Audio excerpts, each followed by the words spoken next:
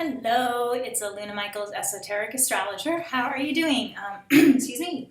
I'm here to talk to you about, excuse me again, astrological events for November 2014. Okay, so let's see. Some of the good news for you who know more about astrology maybe than others is that even though Mercury was retrograde in October, and it went direct on the 24th, 25th. What it's doing this month is it's catching up to itself. That'll be on the 10th of November. So that means that Mercury gets back to where it was before it went retrograde. Then we start covering new territories. That's another breath of fresh air. That's nice for Mercury to do that. So that'll be on the 10th, and just to say, Mercury is going back into Scorpio because it retrograded at 2 degrees Scorpio, went back into Libra, and then comes forward into Scorpio again, and then we'll move into Sagittarius, yay, at the end of the month. So the whole month of November, with most of Mercury being in Scorpio, it still is good for deep thinking and introspection and things, especially because Mercury will come close to Saturn, and that's going to be on the 25th, which is 2 days before Thanksgiving. Excuse me, gosh, what's going on today? So there's like a closure that's coming. Not only is Mercury kind of covering this new territory, but anything you've been struggling with about old stuff you want to let go of in yourself, things you've been frustrated about, kind of like, because Scorpio represents your dark side or your shadow side. So things that you can have breakthroughs with or have a plan of action about how to break old habits, reinvent yourself, like go with these old thought forms that weigh you down. This is wonderful for that. So Mercury will conjunct Saturn in Scorpio on the 25th, and then it moves into Sagittarius on the 28th. And there's a real lightening of spirit when Mercury goes into Sag. It's, because Scorpio is so like looking in and seeing the problem, but Sag is like that arrow flying toward the solution, so you have that breakthrough. So even if you feel a little heavier, know that this is coming to a close. And to tie into that, the planet Neptune, now Uranus, Neptune, and Pluto all retrograde once in the year and go direct once in the year. So because they're the outer planets. So Neptune is just going forward November, sorry, I have my glasses back on. November 15th, Neptune goes forward. I've noticed for people when Neptune is slowing down, because Neptune is definitely spiritual growth, but it can also be depression or kind of feeling like a victim. So as as Neptune slows down, it can be, people feel kind of blah. Maybe feel sorry for themselves, maybe feel hopeless. And just to know that the dawn, it's kind of like darkest before the dawn. So we've got that Mercury and Scorpio with the introspection, and the Neptune changing direction. So it's a little bit heavy. But again, the Neptune goes forward, and then there's that Mercury saying, yes, we've got the answers. So don't be pulled into some sort of belief that you're completely limited. The point of this is to see where you're at is limited, that there's more to you than this. So instead of banging your head against the wall of what isn't working and thinking that's it, it's like, to go around that and see, there's all this spaciousness. So once Neptune does go direct, it gives that sense of spiritual possibilities. Neptune and Sagittarius are kind of connected, so it's that same idea of Mercury going into Sag. It's like, yes, sense of mental freedom and spiritual freedom. So then let's talk about Venus. Venus also going through Scorpio. It's going to go into Sagittarius on the 17th of the month, so pretty early, or earlier than Mercury. And I can't even speak today. I don't know what's going on. Venus is going to conjunct Saturn as well. That'll be on the 13th.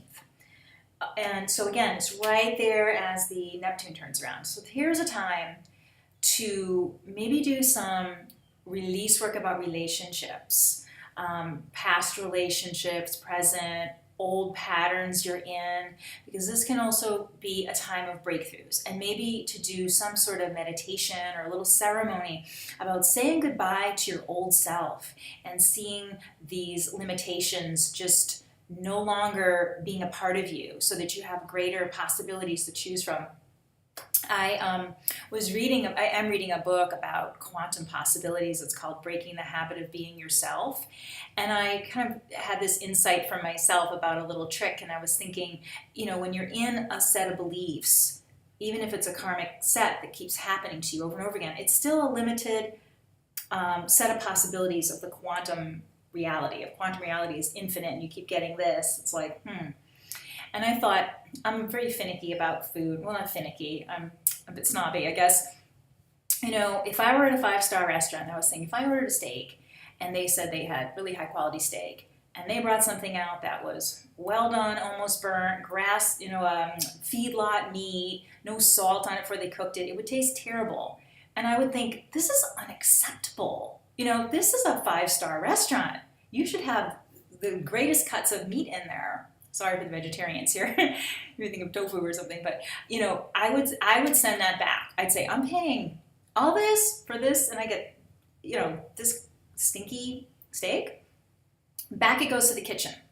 And I was thinking the kitchen being like quantum possibilities, the quantum kitchen. And then I'm gonna wait and for that higher possibility to come out. That's a well-seasoned steak, that's grass-fed, that's cooked properly. I'm not going to settle for yucky, when the kitchen has all the capacity, but maybe they don't send you the good one unless you demand it. And there's this idea with the quantum possibilities that if your soul is stuck with in the little limited circle and you think this is all it is, the relationships I'm always getting rejected, or I always go on a diet and then eat chocolate cake and hate myself. It's this little circle. And to be able to say, this is a tiny set of options from a huge set of possibilities. This is no longer acceptable. I'm sending it back. Like we're at a fancy restaurant. No way.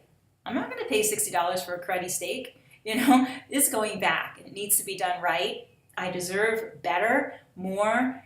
I want to have more choices from the divine, smorgasbord of reality. I demand something more. And that energy of demanding and almost being offended, like I'm putting up with this crappy karma, this crappy set of low self-esteem feelings. I could feel a million things and I'm feeling this all the time. No way. And to get that entitlement in a good way from the universe to say, I want bigger, better, more. And that's where this kind of energy shift, when things are in Scorpio like that, to say, okay, and what is it that's in my way? If it's just to speak up and say, send it back. How is that going to look in your life?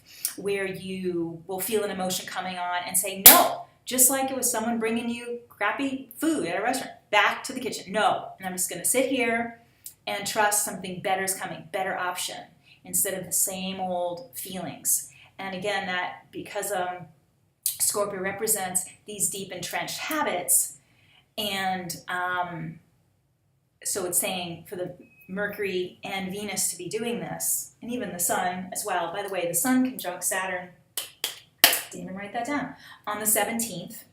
So you've got all three of those conjunctions coming up about the Sun would be not putting up with limitations in the ego, and how your personality poops on itself so much, or how you see life pooping on you, and it's like, okay, again, set of karma, I can have better than this, I can create more than this. But to first reject it and say no. Another idea is in Unity, they're very big into affirmations. But it used to be like with Myrtle Fillmore or Emily Cady, they would talk about denials before the affirmation, to say, no, I don't accept this limitation, and yes, I want the bigger thing.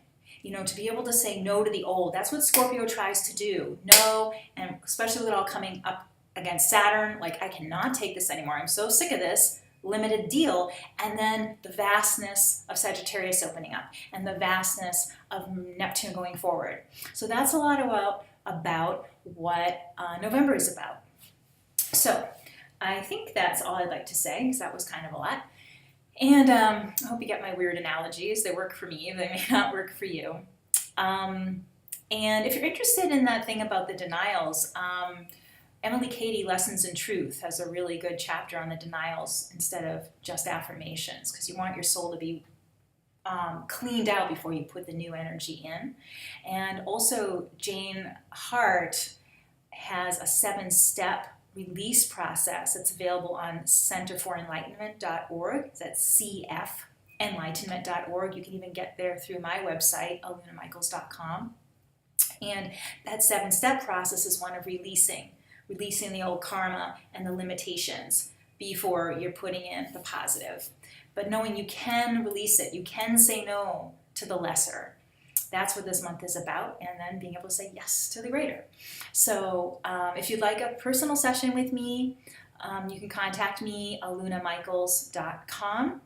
You can contact my phone numbers there, and also you can ask me any questions you need to. And I hope you have a wonderful November and continue evolving. Bye for now.